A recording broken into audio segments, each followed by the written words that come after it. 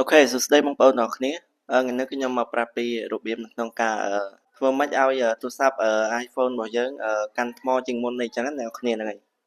ហើយជាដំបូងអ្នកនរគ្នាចូលក្នុងsetting អ្នកនរគ្នាបន្ទាប់ពីចូលក្នុង setting ហើយអ្នកនរគ្នាចូលពាក្យ general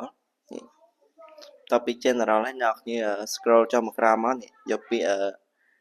background app refresh នេះមកអ្នកនរគ្នាហើយបើសិនអ្នកនរគ្នាចូលមកឃើញអញ្ចឹងអ្នកនរគ្នាបើក out នេះមកនេះបើក out ខាងលើនេះមកនេះអូខេចំណុចទី2អ្នកនរគ្នាចូលកន្លែងនេះអ្នកនរគ្នាថយមកក្រោយមកអ្នកនរគ្នាចូលកន្លែងសារជូនដំណឹងអញ្ចឹងអ្នកនរគ្នានេះអូខេតបមកសម្រាប់ app ណាដែលអ្នកនរគ្នាគិតថាអត់ចាំបាច់ឲ្យវាជូនដំណឹងទេអ្នកនរគ្នាចុចបិទវាមកនេះចុចលើហ្នឹងហើយបិទវាមកឥឡូវខ្ញុំបិទអានេះជាទៅនេះ fast time នេះខ្ញុំបិទមកអូខេហើយនេះខ្ញុំបិទដែរ find my ហ្នឹងអូខេអាហ្នឹងបាច់បិទទេអ្នកនរអូខេអ្នកគ្នាគិតថា app ណាអ្នកគ្នាអត់ចង់ឲ្យវាជូនដំណឹងទេអ្នកគ្នាបិទទៅនេះ Gmail Messenger យើងបាច់បិទទេនេះ TikTok ខ្ញុំអត់ចង់ឲ្យវា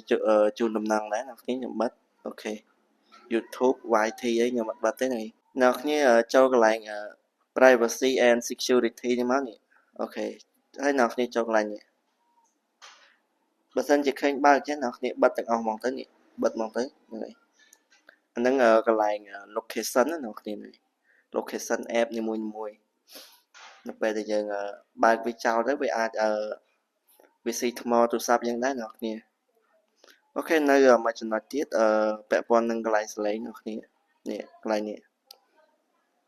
កន្លែង sound ហ្នឹងអ្នកគ្នានេះកន្លែង lock sound ហ្នឹងអ្នកគ្នាបិទមកអាហ្នឹងនៅពេលដែលយើងចុចបិទ screen ទៅចុចបិទទៅវា load សលេងអ្នកគ្នា load សលេងអញ្ចឹងយើងបិទវាទៅហ្នឹងហើយទៅហ្នឹងអាចស៊ីថ្មដែរអ្នកគ្នាហើយចំណុចមួយទៀតអ្នកគ្នាចូលក្នុងនេះមកនេះចូលកន្លែងបាក់តេរីមកបើសិនអ្នកគ្នាចង់ save ថ្មអ្នកគ្នាចូលកន្លែងនេះlow power mode នេះអូខេ